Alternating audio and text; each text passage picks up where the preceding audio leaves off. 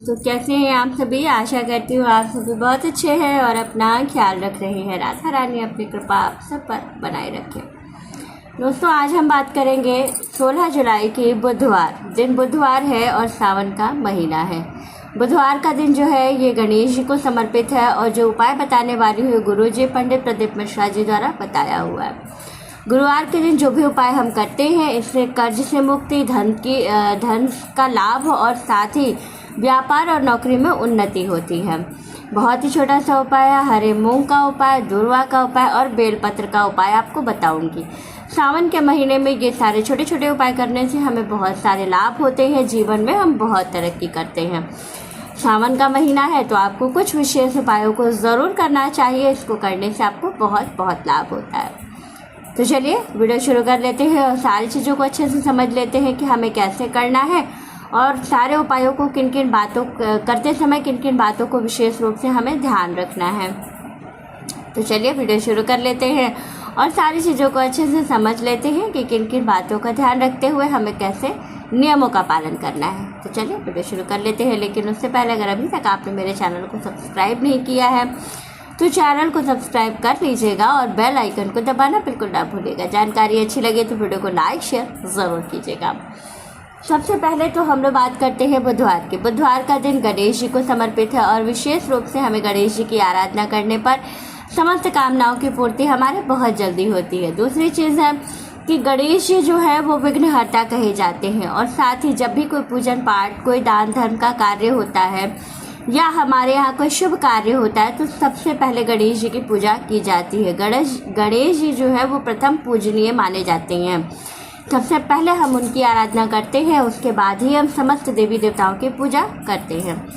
तो सावन का महीना चल रहा है और गणेश जी का दिन है। क्या करें, क्या चीज़ें चढ़ाएं, कैसे करें, किन नियमों का पालन करें। तो चलिए वीडियो शुरू कर लें।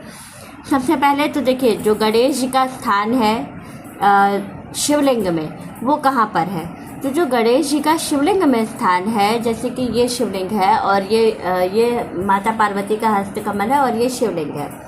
शिवलिंग में जो दाहिने तरफ का हिस्सा होता है, वो जो लाइन होती है चौड़ी एक अर्घ्य में, वो गणेश जी का स्थान होता है। तो आपको सारे उपाय वहीं पर करने हैं और साथ ही शंकर जी को भी कुछ चीज़ें ज़रूर चढ़ानी है अपनी कामनाओं की सिद्धि के साथ। तो क्या करना है, सबसे पहली चीज़ देखिए, बुधवार का दिन है, सारी चीज़ें हरी चाहिए। हरा रंग जो है वो गणेश जी को बहुत प्रिय है, यानी कि गणेश जी को दूर्वा, लड्डू, इन सब चीज़ों का भोग लगाया जाता है और विशेष दूर्वा चढ़ाई जाती है और जो है हरे फल का, हरे मिठाई का भोग लगाया जाता है। हरे मिठाई में जैसे कि परवल की मिठाई, इसका भोग आप लगा सकते हैं। तो विशेष रूप से आपको क्या करना है, सबसे पहले जो गणेश जी का स्थान है या आपके घर में अगर आप करना चाहते हैं, शिवलिंग नहीं है तो आप गणेश जी की मूर्ति या तस्वीर पर भी ये उपाय कर सकते हैं। करना क्या है, दूर्वा लेनी है। दूर्वा 3 बट वाली होनी चाहिए। तो दूर्वा थोड़ी लंबी लंबी लीजिएगा तो उसमें 3 बट पड़ेगी। और क्या करना है, उसका एक गांठ बना लेना है और गांठ बना के गाय का कच्चा दूध लेना है, थोड़ा सा ही, ज़्यादा नहीं, आपको थोड़ा सा गाय का कच्चा दूध लेना है और क्या करना है, एक बर्तन में रख लेना है। पहले उस दूध से, दूर्वा से गणेश जी को मार्जन करना है, मतलब स्नान कराना है और फिर उसके बाद से उसी दूध से, उसी दूर्वा से शंकर जी को मार्जन करना है, शंकर जी को स्नान कराना है। फिर आपको माता पार्वती का जो स्थान होता है वहाँ पर स्नान कराना है और साथ ही कार्तिकेय जी और अशोक सुंदरी जी के स्थान पर भी आपको स्नान कराना है। जब अशोक सुंदरी जी के स्थान पर आप स्नान कराइएगा तो जो वहाँ पे नाग बने रहते हैं उनको कहते हैं तुमरुका जी। तो तुमरुका जी का आपको नाम लेना है, क्योंकि जो बुधवार का दिन होता है इस दिन जो लोग तुमरुका जी का नाम लेकर के अपने उपाय को करते हैं उनको बहुत लाभ होता है और उनके जीवन में हमेशा तरक्की होती है। तो आपको ये कार्य ज़रूर करना है। उनका नाम लेते हुए उनको भी उसी दूध से, उसी दूर्वा से आपको मार्जन करना है या स्नान कराना है। फिर शुद्ध जल से स्नान कराइएगा और शुद्ध जल से स्नान कराने के बाद जो दूर्वा के बट आपने वो गांठ बनाई थी, जो गणेश जी का स्थान है वहाँ पर आपको वो दूर्वा रख देनी है। साथ ही आपको क्या करना है, मूंग, जो खड़ी मूंग होती है, हरी वाली, दाल नहीं लेना है, छिलके वाली जो खड़ी खड़ी मूंग होती है वो मूंग आपको लेनी है। और मूंग को क्या करना है, घर से जब जाइएगा तो पहले क्या करिएगा कि धुल लीजिएगा, थोड़ा सा जो मूंग है उसको धुल लीजिएगा। क्योंकि बिना धुला हुआ सामान जो है वो गणेश जी को नहीं चढ़ाया जाता है या शंकर जी को नहीं चढ़ाया जाता है। या कपड़े से पोंछ लीजिएगा। पोंछ के आपको क्या करना है, जो गणेश जी का स्थान है वहाँ पर आपको चुटकी से चढ़ाना है, गिन के नहीं चढ़ाना है कि कितने दाने मूंग की होनी चाहिए। आपको क्या करना है, ऐसे चुटकी से उठाना है। आपकी चुटकी में जितने 5, 7, 2, 1, 3 जितने दाने आ जाते हैं उतने दाने आपको क्या करना है, जो गणेश जी का स्थान है वहाँ पर चढ़ा देना है। और उसके बाद से क्या करना है, एक बेलपत्र लेनी है और बेलपत्र को चंदन लगा के गणेश जी के स्थान पर समर्पित कर देना है। ये तो हो गया गणेश जी का उपाय।